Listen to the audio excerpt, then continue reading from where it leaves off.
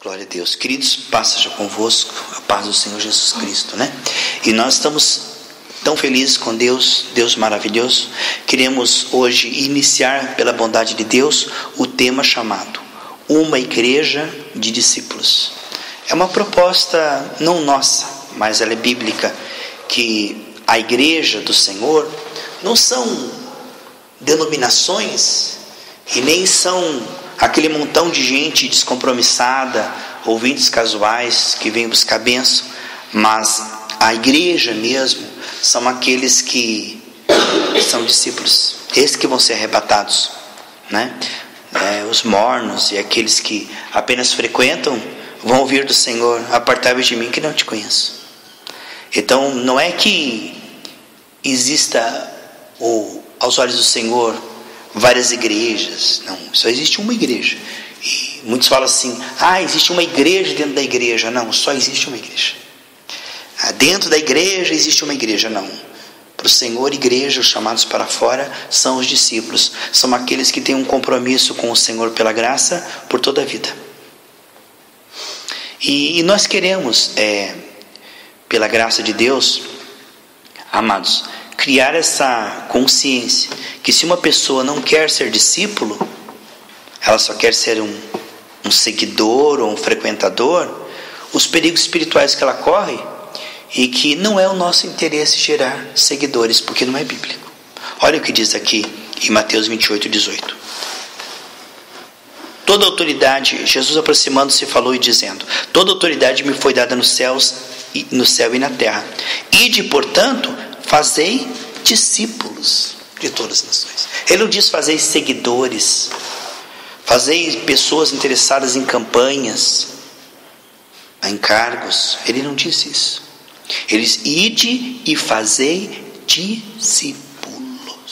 Então nós queremos uma igreja de discípulos, e precisamos saber quais são as características de um discípulo, para que nós mesmos possamos estar dentro dessas características que a palavra de Deus mostra como discípulo, e agradar ao Senhor e frutificar. Aqui em Lucas 9, versículo 23, diz assim: dizia a todos: se alguém quer vir após mim, a si mesmo se negue dia a dia, tome a sua cruz e siga-me. Então aqui está a característica do discípulo. Essa pessoa vai seguir ao Senhor dia a dia, ela vai estar renunciando a sua carne pela graça, e está tomando a sua cruz, ou seja, realmente rompendo com a vida velha e vivendo agora para o Senhor, para a proposta do Senhor, isto aí, pela graça. Então, nós precisamos, com a ajuda do Senhor agora, compreender que esta é uma safra de bom fruto. Deus diz: vocês vão dar fruto, e fruto que permanece, lá em João 15,16. Essa é uma boa safra, gerar pessoas, biblicamente, de novo pela palavra, que sejam discípulos, que são pessoas que têm comunhão diária com o Senhor pela graça, com a intenção de um compromisso com Deus e com a causa de Deus. Por exemplo, tem gente que fala assim: pastor, minha vida religiosa não tem nada a ver com a minha vida secular. Domingo é minha vida religiosa, segunda-feira é minha vida secular. Não existe isso. Quando eu vivo com Deus Deus não quer momentos. Deus não quer essa separação entre eu na igreja sou um, eu em casa sou outro, eu no trabalho sou outro. Não. Se a nossa comunhão com o Senhor não permeia cada vez mais as nossas decisões, relacionamentos, atitudes, nosso comportamento como um todo, não dá para separar, não é? Então, por exemplo, você é casada com o Johnny, você é casada com o Johnny, você está em casa, você é esposa do Johnny. Se você estiver na rua, você é esposa do Johnny. Se você estiver no trabalho, você é esposa do Johnny e mãe do Murilo. Isso é um fato que você não pode separar de você. Não, que eu não sou esposa do Johnny, caso sou esposa do Johnny. Então assim o nosso relacionamento com o Senhor, não tem como separar. Em todo o tempo o Senhor conta comigo e me dá graça em todo o tempo, para que eu renuncie à carne e glorifique o nome dele. Isso é um chamado.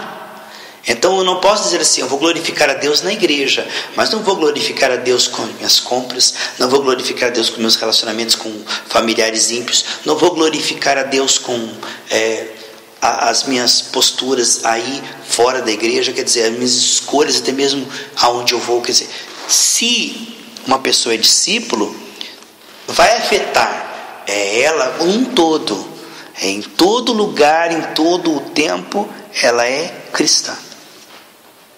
É tempo integral. Não tem como separar isso aí. Veja aqui em João 6, vamos ver lá. Jesus deu aquele sermão, outro dia até o pastor Geraldo falou sobre isso. Ele deu um sermão sobre a seriedade de alimentar-se do Senhor para uma vida santa. E eles disseram, mas que duro esse sermão. Até Isaías 53 fala sobre isso. Quem deu crédito na nossa pregação, né?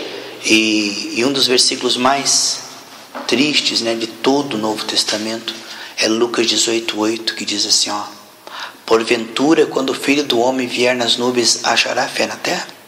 Quer dizer, a tendência é a apostasia, o esfriamento. E quando livrou Sodoma lá, Deus foi lá, olha quem, Ló e seus 2 filhos. A mulher ainda olhou para trás. No tempo de Noé, 8 almas. Quer dizer, sempre foi uma minoria, porque Deus quer salvar a todos, não é verdade, amados? Mas é sempre uma minoria bem pequena que atende o chamado do Senhor. Deus tirou o povo do Egito para levá-lo a uma terra que mana leite e mel. Quem é que atendeu esse chamado? 2 de 1 milhão, hein? Que congregação grande, hein? Uma congregação de 1 milhão, você conseguir 2 que escapam, hein? É uma coisa extraordinária, como é sempre uma minoria que acaba atendendo de fato. Você prega, aquela gente chora, a gente vai para frente, mas você vai peneirando, está comprometido aqui, está comprometido ali, está comprometido aqui, está contaminado ali, está rejeitando ali, está endurecido ali, e você vai ver, é sempre um remanescente, o remanescente fiel, e nós fazemos parte dele pela graça, amém? Crê nisso, você que está ouvindo essa mensagem, que você faz parte do remanescente fiel, se você quiser, porque Deus quer a todos. Mas nem todos querem Deus mais do que o pecado, a sua carne. E nós nascemos assim. Precisamos agora romper com isso pela graça, gradativamente cobrirmos com o sangue de Jesus. E em João 6,53 diz assim: em verdade vos digo, que Jesus respondeu, né? Se não comerdes a carne do Filho do Homem, não beberdes o seu sangue, não tendes vida em vós mesmos. Quem comer a minha carne e beber o meu sangue, tem a vida eterna, e eu estarei no último dia. Pois a minha carne é verdadeira comida e o meu sangue é verdadeira bebida. Quem comer a minha carne e beber o meu sangue, permanece em mim ou nele. Assim como o Pai que vive me enviou, e igualmente eu vivo pelo Pai.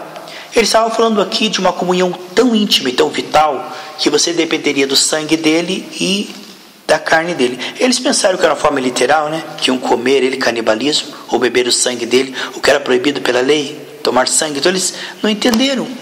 Faltava olhos e ouvidos espirituais para discernir o que Jesus estava falando. O sangue aqui fala do perdão que nós precisamos passo a passo. Andar na dependência do sangue de Jesus. Reconhecer que precisamos de perdão, que precisamos de restauração. E comer a carne é depender da sua presença, do seu Espírito, para nos guiar, para nos animar, nos encorajar, nos fortalecer, nos manter. Nós dependemos do Espírito, da sua presença. E isso, quando nós pregamos a mensagem que dá tudo e pede tudo. A graça fornece perdão total e unção total para um desempenho. E pede o que, Rosana? Um compromisso total, integral, 24 horas. Quando você fala que Deus vai dar tudo para que você possa viver isso aqui, pela graça, a palavra, as pessoas se escandalizam e se afastam. E aí Jesus disse: ei, né, quando eles se afastaram, vocês não querem ir também? E Pedro disse: para onde nós iremos se só tu tens as palavras de vida eterna? Amados, nós precisamos compreender que esse tipo de discípulo não está pronto. Deus não nos dá anjos para discipular. Deus nos dá seres humanos cheios de complicações, traumas, falhas, fraquezas, teimosias. Essas pessoas não estão prontas, elas precisam ser aprontadas. Jesus treinou seus discípulos 3 anos e meio. Paulo, lá em Atos 20 também, treinou seus discípulos por 3 anos e meio. Então, nós precisamos compreender que nós precisamos, se queremos gerar discípulos, ser amoroso, mas firme. Você não vai gerar discípulos se você não for amoroso, mas tem que ser firme na doutrina.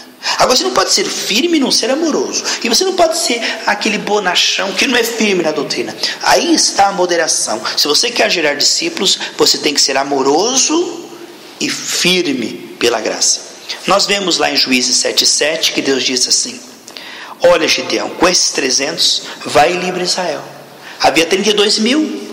22 mil foram eliminados porque eram medrosos, incrédulos. Aí sobraram 10 mil. Desses 10 mil, 9.700 eram preguiçosos, pensavam mais no seu conforto, na sua carne, e colocar a cabeça na água, e não cuidar da guerra, e não estar atento à batalha espiritual que está em andamento. Eram preguiçosos. E 300 eram focados. 300 eram focados. Esses são os discípulos. Vencem e ajudam toda a nação, a raça eleita. Esses são a raça eleita. Lá em 1 Pedro 2,9 diz que nós somos raça eleita para manifestar as grandezas de Deus. A raça eleita são esses, amados, que recebem e são transformados. Vamos ver aqui em João 6,44 diz assim, olha lá, João 6,44: ninguém pode vir a mim se o Pai que me enviou não o trouxer, e eu o estarei no último dia. Veja lá. Então, é um milagre. Ninguém pode vir, amados. Sabe, com todo o apelo da carne, do mundo, do diabo, toda a tendência natural do ser humano, desde a queda, sabe o que é? Rejeitar Deus e escolher o pecado. Isso é um milagre. Aqui está dizendo João 6,44: olha, ninguém pode vir a mim se o Pai não trouxer. Então, nós vemos aqui que gerar um discípulo não é algo religioso, humano, manufaturado, é um milagre. Vamos ver aqui no versículo 37, João 6,37: todo aquele que o Pai me dá, esse virá a mim, e o que vem a mim, de modo nenhum o lançarei fora. Aceitação divina. Quando a pessoa vem, Deus realmente o aceita. Deus não o rejeita, Deus não o lança fora. Lá em João 17,12, Jesus diz: olha, Pai, todos que o Senhor me deu, nenhum se perdeu, a não ser o filho da perdição, né? Aquele que escolheu realmente se afastar e escolheu as trevas, o lucro, a mentira. Mas nós somos daqueles que perseveram. Nós não somos daqueles que retrocedem, nós somos daqueles que perseveram até o fim para a confirmação. Nós somos daqueles que, de glória em glória, de fé em fé, nós somos aqueles que o Senhor dá essa condição. Amados, e como é que nós podemos gerar discípulos? Não é cobrando comportamento, amados. Além de ensinar, nós precisamos nutrir profeticamente. Vamos ver ali, Mateus 14, versículo 19. Mateus 14, 19. Pegue lá na sua Bíblia. Então, nós vemos que além de ensinar a criança, o bebê espiritual, nós precisamos de uma característica aqui, queridos, muito importante, que é a nutrição profética, a bênção profética diária pela graça. Guarda isso no seu coração, a bênção profética diária pela graça. Em Mateus 14, 19, 20. E tendo mandado que a multidão se assentasse sobre a relva, tomando os 5 pães e os 2 peixes, parecia tão pouco insignificante, não é assim? Tudo começa às vezes tão pequeno. Erguendo os olhos aos céus, os abençoou. Depois, tendo partido, deu-os aos discípulos e estes as multidões. Todos comeram e se fartaram, e dos pedaços que sobejaram, recolheram ainda 12 cestos cheios. Amados, o que Jesus fez com o pouco que ele tinha nas mãos? Ele abençoou. Você não imagina o poder do abençoar o que Deus já te deu. Como que você vai gerar discípulos? Abençoe eles. Deus, neste momento, eu abençoo aqueles que o Senhor já me deu como discípulos. Abençoo a mente deles para que consigam crer, lembrar, e uma mente voltada para o Senhor. Eu abençoo seus corações, suas emoções, as suas decisões. Então você tem que estar cobrindo essas pessoas de bênção, porque elas são bombardeadas por medo, ansiedade, preocupação, tentações, amigos ímpios que convidam, tantas coisas acontecem. Então o que Jesus fez aqui com os pães, nós devemos fazer com os discípulos, ou seja, bênção profética diária. Abençoe sempre, muito, todos os dias, os que Jesus já trouxe a você, e Deus vai multiplicar, porque eles sendo abençoados, eles se multiplicarão. Se você tiver discípulos abençoados, eles se multiplicarão.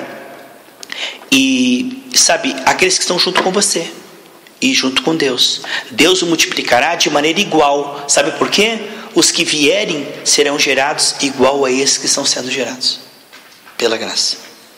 Nós vemos aqui então em João 17, voltamos para João lá, Evangelho de João 17, versículo 19 e 20, diz assim: e a favor deles eu me santifico a mim mesmo, para que eles também sejam santificados na verdade. Não rogo somente por estes, mas também por aqueles que vierem a crer em mim, por intermédio da sua palavra. Jesus disse: olha, Senhor, eu estou abençoando esses que estão comigo, estou abençoando aqueles que vão vir, aqueles que o Senhor ainda trará. Ele estava orando por mim e por você, séculos e séculos e séculos depois viriam, e Jesus estava orando por aqueles que vão crer ainda e que vão se converter.